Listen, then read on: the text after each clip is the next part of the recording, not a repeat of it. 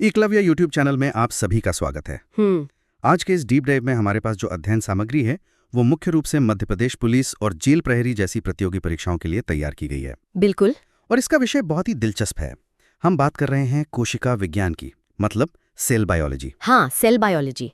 और देखिए, भले ही ये नोट्स परीक्षा पास करने के लिए बनाए गए हों, लेकिन अगर हम थोड़ी गहराई में जाएं तो यह विषय सिर्फ रटने वाला बिल्कुल नहीं है। बिल्कुल नहीं। खासकर उन लोगों के लिए जो पुलिस या सुरक्षा बलों की तैयारी कर रहे हैं। असल में आपकी जो फिजिकल ट्रेनिंग है, स्टैमिना है, चोट लगने पर रिकवरी है, ये सब कुछ इसी कोशिका के काम करने के तरीके पर निर्भर करता है। सही कहा। मतलब अगर कोई 800 मीटर की दौड़ लगा रहा है तो असल में उसकी कोशिकाएं दौड़ रही हैं। बिल्कुल, एकदम सही। तो चलिए इसे बिल्कुल बुनियादी स्तर से समझना शुरू करते हैं। कोशिका को हम अपने शरीर की एक ईंट मान सकते हैं। ईंट। हाँ, जरा सोचिए, जिस तरह एक एक ईंट को जोड़कर दीवार बनती है, दीवारों से कमरा बनता है और फिर कमरों से पूरा घर। ठीक वैसे ही कोशिकाओं का समूह मिलकर ऊतक बनाता है, मतलब टिश्यू। हाँ, टिश्यू। और फिर टिश्यू मिलकर अंग बनाते हैं, जैसे कि हमारा दिल या फेफड़े। और इन सभी अंगों के एक साथ काम करने से हमारा पूरा शरीर तैयार होता है। ये घर बनाने वाली एनालॉजी काफी सटीक है। और अगर हम साइटोलॉजी की बात करें, साइटोलॉजी मतलब कोशिका का वैज्ञानिक अध्ययन। हाँ, कोशिका का अध्ययन, तो माइक्रोस्कोप के नीचे दिखने वाली ये दुनिया किसी साइंस फिक्शन फिल्म के शहर से कम नहीं लगती। सच में? बिल्कुल। एक अकेली कोशिका अपने आप में एक पूरा शहर है। उसमें पावर प्लांट है, ट्रैफिक पुलिस है, कचरा प्रबंधन की व्यवस्था है, सब कुछ बहुत ही व्यवस्थित है। क्या बात है। और उस शहर की खोज की कहानी भी बड़ी फिल्मी है। 1665 की बात है। रॉबर्ट हुक नाम के एक वैज्ञानिक ने पेड़ की छाल का एक बहुत ही पतला टुकड़ा लिया, जिसे कॉर्क कहते हैं। हाँ, कॉर्क। और अपने बनाए हुए एक बेहद साधारण माइक्रोस्कोप के नीचे उसे देखा तो उन्हें उसमें छोटे छोटे खाली डिब्बे नजर आए, बिल्कुल वैसे जैसे बौद्ध भिक्षुओं के रहने के कमरे होते हैं, जिन्हें सेल कहा जाता है। बिल्कुल। बस वहीं से इसका नाम सेल या कोशिका पड़ गया। लेकिन यहाँ एक दिलचस्प तकनीकी पेंच भी है, जिस पर परीक्षाओं में अक्सर सवाल घुमाकर पूछा जाता है। अच्छा, वो क्या? रॉबर्ट हुक ने जो देखा था वो दरअसल एक मृत कोशिका थी, मतलब डेड सेल। ओहो, डेड सेल। हाँ, क्योंकि पेड़ की बाहरी छाल तो सूखी और बेजान होती है ना। फिर भी क्योंकि उन्होंने पहली बार इस संरचना को पहचाना, इसलिए उन्हें फादर ऑफ साइटोलॉजी कहा जाता है। तो जीवित कोशिका किसने खोजी थी? इसके करीब 9 साल बाद 1674 में एंटन वॉन ल्यूवेनहॉक ने पहली बार एक जीवित कोशिका को दुनिया के सामने पेश किया। अच्छा। हाँ, उन्होंने तालाब के पानी में तैरते हुए छोटे छोटे जीवों को खोजा था। तो अगर परीक्षा में सीधा सवाल आए कि कोशिका की खोज किसने की, तो जवाब रॉबर्ट हुक ही होगा। बिल्कुल, रॉबर्ट हुक, चाहे वो मृत ही क्यों न हो। सही है। इसके बाद तो जीव विज्ञान में जैसे क्रांति आ गई। 1839 के आसपास 2 जर्मन वैज्ञानिक आए, श्लाइडेन और श्वान। एक ने पौधों पर अध्ययन किया और दूसरे ने जानवरों पर, और दोनों ने मिलकर एक बहुत ही महत्वपूर्ण सिद्धांत दिया, जिसे कोशिका सिद्धांत कहते हैं। हाँ, सेल थियोरी। श्लाइडेन और श्वान का ये सिद्धांत कहता है कि दुनिया का हर एक जीवित प्राणी कोशिकाओं से ही बना है, चाहे वो एक छोटा सा कीड़ा हो या हाथी। बिल्कुल। कोशिका शरीर की एक स्वाधीन इकाई है, लेकिन फिर भी वो पूरे शरीर को जिंदा रखने के लिए बाकी कोशिकाओं के साथ मिलकर काम करती है। और सबसे बड़ी बात, हर नई कोशिका हमेशा अपनी पहले से मौजूद किसी पुरानी कोशिका के विभाजित होने से ही बनती है। ये कोई जादू से अचानक प्रकट नहीं हो जाती। लेकिन रुकिए, यहाँ मैं थोड़ा उलझ रहा हूँ। विज्ञान में तो हमेशा कोई ना कोई अपवाद होता है जो नियम तोड़ता है। हाँ, अपवाद तो होते हैं। मैंने अध्ययन सामग्री में पढ़ा है कि विषाणु यानी वायरस इस नियम को नहीं मानते। मतलब क्या वायरस जीवित नहीं है? यह जीव विज्ञान की सबसे बड़ी पहेलियों में से एक है। वायरस वास्तव में कोशिका सिद्धांत के दायरे से बाहर है। कैसे? देखिए, जब तक एक वायरस किसी दूसरे जीव के शरीर के बाहर है, हवा में है या किसी सतह पर पड़ा है, तो वो पूरी तरह से निर्जीव है, एकदम धूल के कण की तरह। अच्छा। लेकिन जैसे ही वो हमारे शरीर की किसी जीवित कोशिका के अंदर घुसता है, वो उस कोशिका की मशीनरी को हाईजैक कर लेता है और एक जीवित प्राणी की तरह बर्ताव करने लगता है। बाप रे। इसीलिए वायरस को सजीव और निर्जीव के बीच की कड़ी माना जाता है, और यह इस सिद्धांत का सबसे बड़ा अपवाद है। यह तो सच में दिमाग घुमा देने वाला है। एक ज़ॉम्बी की तरह जो मौका मिलते ही जिंदा हो जाता है। हाँ, ऐसा ही समझ लीजिए। खैर, आकार की बात करते हैं। आकारों की तुलना काफी मजेदार है। दुनिया में सबसे छोटी कोशिका माइकोप्लाज्मा नाम के एक बैक्टीरिया की होती है। माइकोप्लाज्मा। और सबसे बड़ी कोशिका वो है शुतुरमुर्ग का अंडा। एक पूरा अंडा असल में एक ही कोशिका होता है। बिल्कुल। और अगर हम इसे इंसानी शरीर के नजरिए से देखें तो पुरुषों में पाया जाने वाला शुक्राणु मानव शरीर की सबसे छोटी कोशिका है। मतलब स्पर्म। हाँ, वहीं महिलाओं का अंडाणु यानी ओवम सबसे बड़ी कोशिका है। और सबसे लंबी? सबसे लंबी कोशिका है हमारी तंत्रिका कोशिका यानी न्यूरॉन। न्यूरॉन, वही जो हमारे दिमाग में होते हैं? दिमाग में और पूरे शरीर में भी। कुछ न्यूरॉन्स तो हमारी रीढ़ की हड्डी से शुरू होकर सीधे पैर के अंगूठे तक जाते हैं। एक अंगूठे तक? इतनी लंबी? हाँ, इनकी लंबाई 1 मीटर तक हो सकती है। ये हमारे शरीर के टेलीफोन तारों की तरह काम करते हैं, जो पलक झपकते ही दिमाग का संदेश पैरों तक पहुंचाते हैं। अब समझ आया कि नंगे पैर चलते हुए जब कांटा चुभता है तो इतनी जल्दी दर्द का एहसास कैसे हो जाता है। बिल्कुल। अब अगर ये कोशिकाएं इतनी महत्वपूर्ण है तो इनकी सुरक्षा भी बहुत तगड़ी होनी चाहिए, जैसे किसी वीआईपी की सुरक्षा होती है। प्रोटीन की बनी होती है। इसकी सबसे बड़ी खासियत ये है कि ये अर्ध पारगम्य होती है। अर्ध पारगम्य मतलब ये कोई स्मार्ट दरवाजे की तरह है क्या? आप इसे एक बहुत ही सख्त सिक्योरिटी गार्ड की तरह समझ सकते हैं। ये तय करता है कि कोशिका के अंदर कौन सा पदार्थ जा सकता है, जैसे ऑक्सीजन या ग्लूकोज, और कौन सा कचरा बाहर आ सकता है। तो ये हर किसी को अंदर नहीं आने देता? बिल्कुल नहीं। और ये झिल्ली पौधों और जानवरों दोनों की कोशिकाओं में पाई जाती है। लेकिन जब हम पौधों की बात करते हैं तो उन्हें एक एक्स्ट्रा सुरक्षा कवच की जरूरत होती है। हम इंसान तो बारिश होने पर छाता खोल लेते हैं या धूप में घर के अंदर भाग जाते हैं। पौधे तो भाग नहीं सकते। हाँ, उनके पास भागने का विकल्प नहीं है। इसीलिए प्रकृति ने उन्हें कोशिका भित्ति दी है, मतलब सेल वॉल। एकदम सही। कोशिका भित्ति केवल पौधों में पाई जाती है और ये सेल्यूलोज नाम के एक बहुत ही सख्त पदार्थ से बनी होती है। सेल्यूलोज? हाँ, इसी सेल्यूलोज के कारण पेड़ों की लकड़ी इतनी मजबूत होती है। ये पौधों को आकार और कठोरता देती है। लेकिन यहाँ एक और बारीक बात है जो अक्सर प्रतियोगी परीक्षाओं में फंसा देती है। अच्छा, वो क्या? केवल पौधों में ही कोशिका भित्ति नहीं होती, जीवाणुओं में भी ये होती है। बैक्टीरिया में? हाँ, लेकिन बैक्टीरिया में वो पेप्टिडोग्लाइकान की बनी होती है। पेप्टिडोग्लाइकान? और कवक यानी फंगी में ये काइटिन की बनी होती है। तो मतलब सबकी अपनी अपनी बुलेट प्रूफ जैकेट है, बस बनाने वाली कंपनी और मटेरियल अलग अलग है। बिल्कुल सही। चलिए, अब इस सुरक्षा कवच को पार करके कोशिका के शहर के अंदर चलते हैं और इसके अलग अलग विभागों को समझते हैं, जिन्हें कोशिकांग कहते हैं। हाँ, ऑर्गेनेल्स। सबसे पहले बात करते हैं उस विभाग की जो पूरे शहर को चलाता है। कोशिका का दिमाग या मैनेजर, जिसे हम केंद्रक या न्यूक्लियस कहते हैं। 1831 में रॉबर्ट ब्राउन ने इसकी खोज की थी। केंद्रक को मैनेजर इसलिए कहा जाता है क्योंकि ये तय करता है कि कोशिका क्या करेगी, कब विभाजित होगी और कैसे काम करेगी। अगर इसके अंदर झांकें तो इसका 80% हिस्सा प्रोटीन का बना होता है, 10% डीएनए होता है और बाकी थोड़ा बहुत आरएनए होता है। ये डीएनए तो बहुत महत्वपूर्ण है ना? बहुत ज्यादा। वही डीएनए जो हमारी आनुवांशिक जानकारी रखता है, जैसे कि हमारी आंखों का रंग कैसा होगा या बाल कैसे होंगे। बिल्कुल। केंद्रक हमारे गुणसूत्रों को यानी क्रोमोसोम्स को बहुत ही सुरक्षित तरीके से अपने अंदर बंद करके रखता है। ये शरीर का सबसे सुरक्षित डेटा सेंटर है, जहां पीढ़ियों की जानकारी स्टोर होती है। और इस मैनेजर के आदेशों का पालन करवाने के लिए कोशिका के अंदर एक पूरा सड़क नेटवर्क होता है। हाँ, जिसे अंतःप्रद्रव्य जालिका कहते हैं। इतना लंबा नाम है तो हम इसे शॉर्ट में ईआर कहेंगे, एंडोप्लाज्मिक रेटिकुलम। ईआर ठीक रहेगा। ईआर कोशिका का कंकाल है जो उसे पिचकने से बचाता है, जैसे टेंट को सहारा देने वाले डंडे। इस ईआर के 2 अलग-अलग हिस्से होते हैं और दोनों का काम बिल्कुल अलग है। पहला है स्मूथ ईआर। Smooth ER? हाँ, इसकी सतह बिल्कुल चिकनी होती है और इसका काम वसा यानी फैट और कार्बोहाइड्रेट बनाना होता है। अच्छा, मुझे लगता है कि त्योहारों के मौसम में मेरा ये स्मूथ ईआर कुछ ज्यादा ही ओवरटाइम काम कर रहा है, बहुत फैट बना रहा है। हाँ, ऐसा ही कुछ। और इसका दूसरा हिस्सा है रफ ईआर। Rough ER? हाँ, जिसकी सतह खुरदुरी होती है। इसका मुख्य काम प्रोटीन बनाना है। लेकिन इसकी सतह खुरदरी क्यों होती है? क्योंकि इसके ऊपर छोटे छोटे दाने चिपके होते हैं जिन्हें राइबोसोम कहते हैं। राइबोसोम? पैलाडे नाम के वैज्ञानिक ने इसे खोजा था। ये कोशिका का सबसे छोटा अंग है, लेकिन शायद सबसे ज्यादा मेहनती भी। बिल्कुल। इसे प्रोटीन की फैक्ट्री कहा जाता है। लेकिन अध्ययन सामग्री में एक जगह 70S और 80S प्रकार के राइबोसोम का जिक्र है। हाँ, 70S और 80S। ये क्या कोई मोबाइल फोन का मॉडल है? हाँ। ये S क्या होता है? ये बहुत अच्छा सवाल है। परीक्षा की तैयारी करने वाले इसे अक्सर बस रट लेते हैं।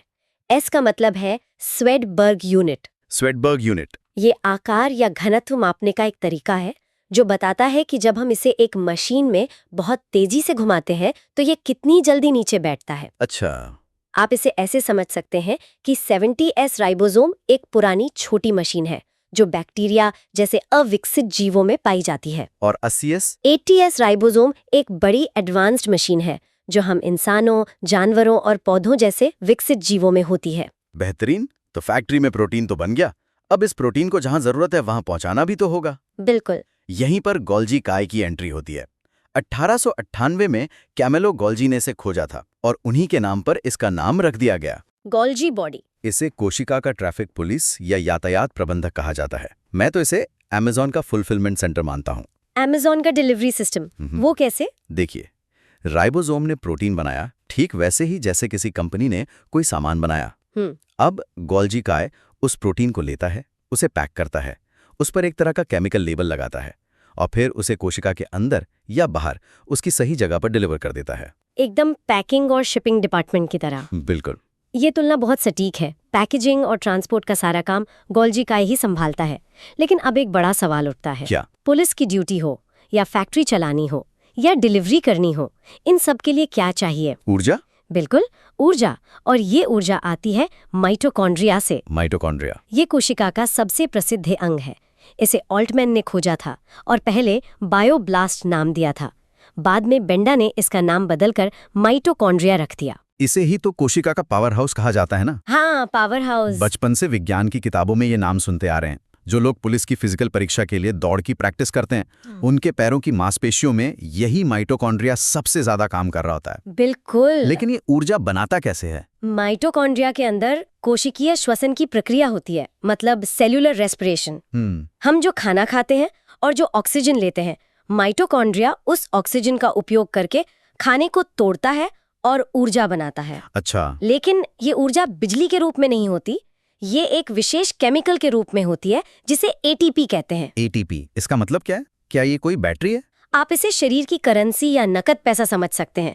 मान लीजिए आप एक बर्गर खाते हैं, आपकी कोशिकाएं सीधा बर्गर का टुकड़ा इस्तेमाल नहीं कर सकती। हाँ, वो तो है। तो माइटोकॉन्ड्रिया उस बर्गर की ऊर्जा को एटीपी नाम के सिक्कों में बदल देता है। अच्छा। अब कोशिका को जो भी काम करना हो, चाहे दौड़ना हो, सोचना हो या घाव भरना हो, वो इस एटीपी नाम के पैसे को खर्च करके अपना काम करती है। बहुत खूब। मतलब माइटोकॉन्ड्रिया हमारा अपना पर्सनल बैंक है जो हमें एटीपी नाम का कैश देता है? एकदम। और सबसे कमाल की बात तो ये है कि माइटोकॉन्ड्रिया का अपना खुद का डीएनए होता है। हाँ, ये बहुत ही खास बात है। ये केंद्रक के डीएनए से बिल्कुल अलग होता है। इसके बारे में हम आगे थोड़ी और चर्चा करेंगे। अब जहाँ इतनी सारी फैक्ट्रियां चल रही हों, वहाँ कचरा भी तो पैदा होगा। कोशिका में साफ सफाई कौन करता है? सफाई की जिम्मेदारी लाइसोसोम के पास होती है, जिसे डी डुवे ने खोजा था। लाइसोसोम? ये कोशिका का कचरा प्रबंधन विभाग है। इसमें बहुत ही शक्तिशाली रसायन होते हैं जिन्हें हाइड्रोलिटिक एंजाइम कहते हैं। अच्छा। कोई पुराना अंग खराब हो जाए या बाहर से कोई हानिकारक बैक्टीरिया अंदर आ जाए तो लाइसोसोम उसे पचाकर खत्म कर देता है। लेकिन इसी लाइसोसोम का एक बहुत ही डरावना उपनाम भी है, आत्महत्या की थैली या सुसाइड बैग। ऐसा क्यों? कभी कभी ऐसा होता है कि पूरी की पूरी कोशिका ही किसी बीमारी से संक्रमित हो जाती है या बहुत बुरी तरह डैमेज हो जाती है। अगर वो कोशिका जिंदा रही तो वो आसपास की अच्छी कोशिकाओं को भी बीमार कर सकती है। संक्रमण फैल सकता है? बिल्कुल।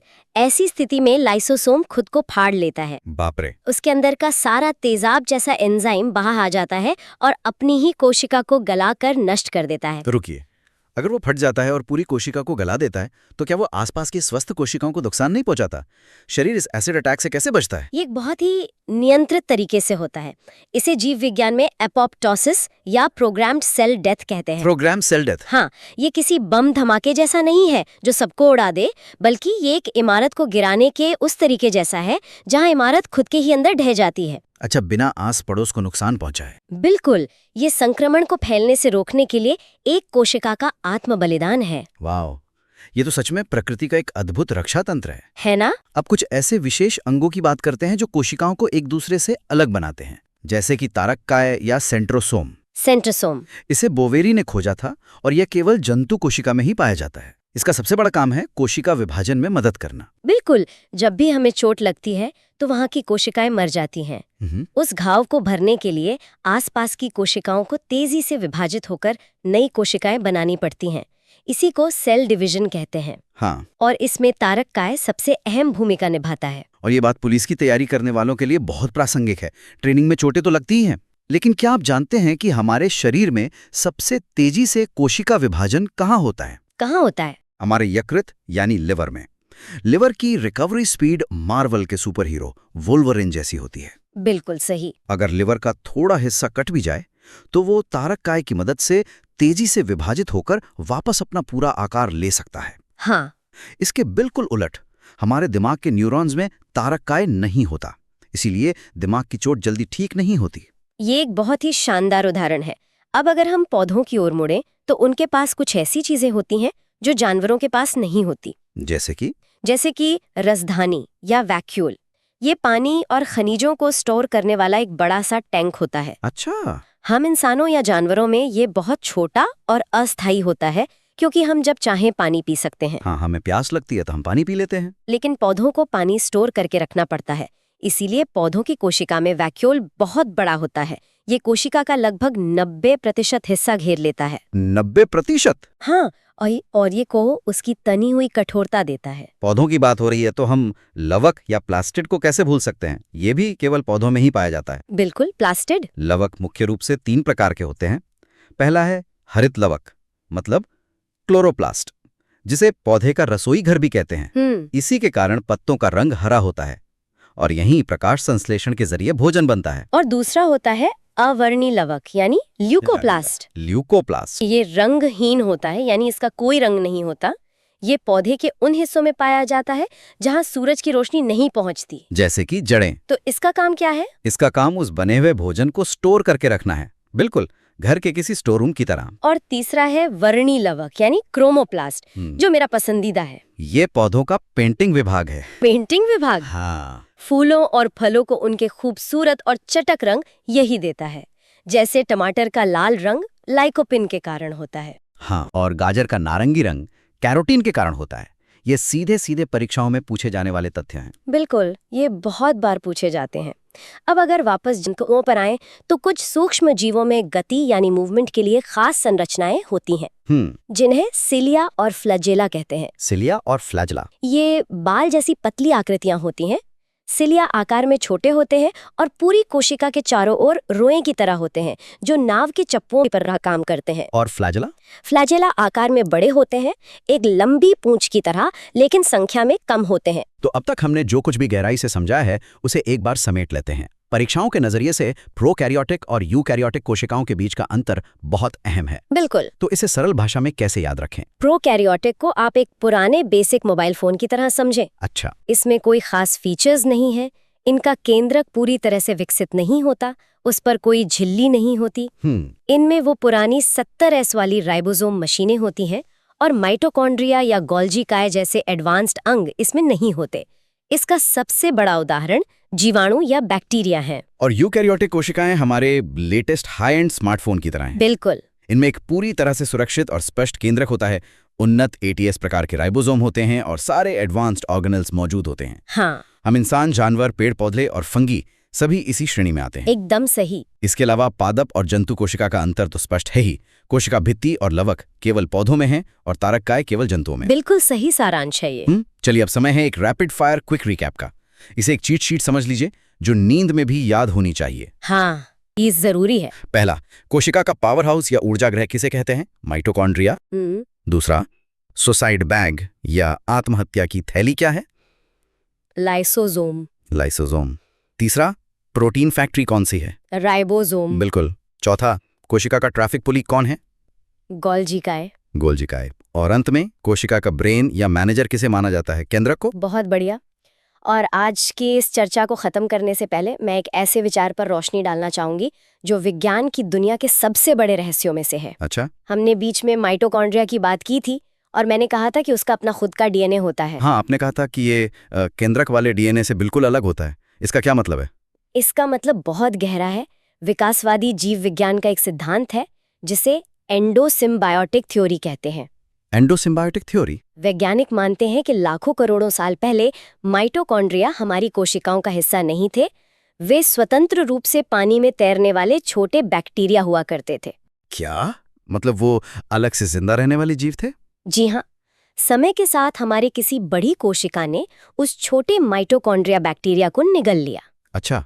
लेकिन उसे पचाने के बजाय उन दोनों के बीच एक समझौता हो गया। कैसा समझौता? बड़ी कोशिका ने कहा मैं तुम्हें सुरक्षा दूंगी और माइटोकॉन्ड्रिया ने कहा मैं तुम्हारे लिए एटीपी ऊर्जा बनाऊंगा। वाओ! और तब से वो छोटा बैक्टीरिया हमारे शरीर का एक अटूट हिस्सा बन गया। ये तो सच में दिमाग की नसें खोल देने वाला विचार है। मतलब जब हम खुद को आईने में देखते हैं और सोचते हैं कि ये मैं हूं, तो असल में हम सिर्फ एक इंसान नहीं हैं। बिल्कुल नहीं। हमारा शरीर लाखों करोड़ों प्राचीन जीवों और अलग अलग बैक्टीरिया का एक चलता फिरता गठबंधन है जो एक साथ मिलकर हमें जीवित रखे हुए हैं। हमारी हर सांस, हमारी हर दौड़ उन्हीं पुराने बैक्टीरिया की ऊर्जा से चल रही है। बिल्कुल, हम एक ब्रह्मांड की तरह हैं जिसमें अनगिनत जीवन एक साथ काम कर रहे हैं। ये एक ऐसा विचार है जिस पर आराम से बैठकर सोचा जा सकता है। कोशिका विज्ञान सिर्फ रटने का विषय नहीं है, यह इस बात का प्रमाण है कि जीवन कितनी जटिल और सुंदर तरीके से काम करता है। बिल्कुल सही। ऐसे ही क्विक रिवीजन टॉपिक्स के लिए एकलव्य यूट्यूब चैनल को सब्सक्राइब करें।